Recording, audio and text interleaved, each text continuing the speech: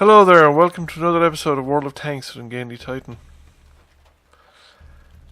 Once again, I'm on El Halluff, and I'm in the Centennial T95, the Tier 8 British Premium Tank. I've been playing the British Premium Tanks quite a lot recently because of the Dunkirk operation. It's another one of these operations where you get a free tank. It's a low tier tank, so it's a bit more generous than previous versions of these operations. You have to make 300 points. The top 10 gets 1 point. I'm not too sure how many get 3 points, and the first gets 5 points. I've been playing the British tanks, mostly the Matilda, and a mixture of some of the other premium tanks. I have a crew on the Matilda that I customized to be female, and but they had little or no skills, so I've been playing them quite a bit. However, because they've little or no skills, success has been a bit mixed. I've had some, and of course it's the Matilda, which is a very situational kind of tank anyway, because sometimes you just go in the wrong place and there's nobody there to shoot. So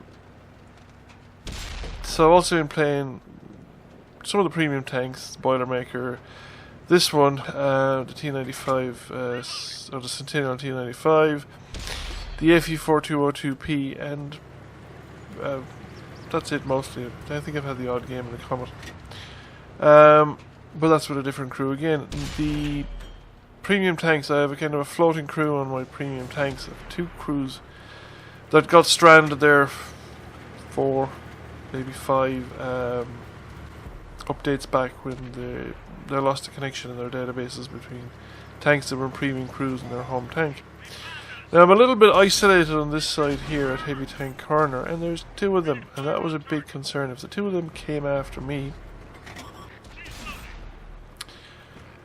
which it looked like at this point they were going to do, things could have gotten very nasty because I had no real support behind me.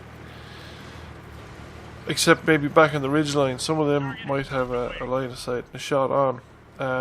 I think definitely the FCM50T was hit by a long range shot, or at least at a close encounter with a long range shot. There aren't many enemy tanks here. There are less than ours, and some of them are thinking the better about their remaining here. That Panther 2 is pulling out, and we will encounter him again later.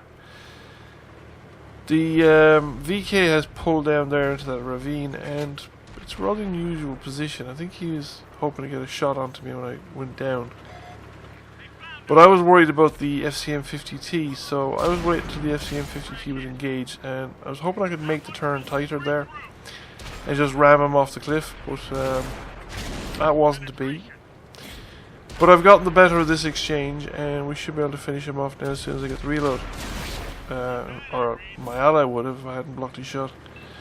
Didn't realise that had happened until just now. However, the 50T is now over me, and I got to time my cresting the ridge here so that I don't get shot. But he's turning his gun away, so I'm becoming much more confident when he's decides that this position is untenable. He's just making a run for it, but he runs straight across the field, which is fine. It gives me more opportunities to shoot at him. I was hoping to knock out the engine or get a tracking shot there, but he managed to avoid that, and I didn't get the reload in to get another hit in before he got around the corner. So I now in hot pursuit. Everything to my left has been dealt with, so there's no point in just paying attention to that. I get another shot in the FCM50T, but that Panther has actually knocked quite a chunk off my health there. And now I can advance again. Now there's 2 tanks in the bottom of the valley, and they need to be dealt with before we can progress. Now one of them has just been dealt with. I got a lucky snapshot into the T34-2, and he turns. I underestimate the speed at which he could make that turn, and that shot actually flies over the back of his engine deck. He then goes around the hill there, and he's out of line of sight of me and out of view range. That second shot hit him, but I picked up no assisted damage from it because I was no longer spotting him. The bulk of the team at the heavy tank corner are now making their way into the enemy base areas, so I'm going to parallel them along the low ground here. Initially I was concerned about that location there with the Charioteer and the FCM-50T, and I said I'd go after the VK3001P, but he very rapidly went into cover, and I won't be able to shoot at that location over there without getting into higher ground, so I need to come up the hill either this side or the other side, and I reckon I'd be far too isolated on the other side, so this side it's got to be. So I was kind of worried about the Charioteer or the other medium tank coming over the top there behind me, but then I see the Panther 2. He's actually in a good location, but he hasn't realised that I was coming up, and we managed to finish him off. We've taken a hit though from the Centurion, and he has decided to come down on top of me hard. We minimised the impact, but his front base is now more or less flat to me, and he bounced that shot, and all I need to do now is put another one through the front upper glacis, and that's the end of him. And now things have moved decisively in our direction. So we have the Charioteer there beside me.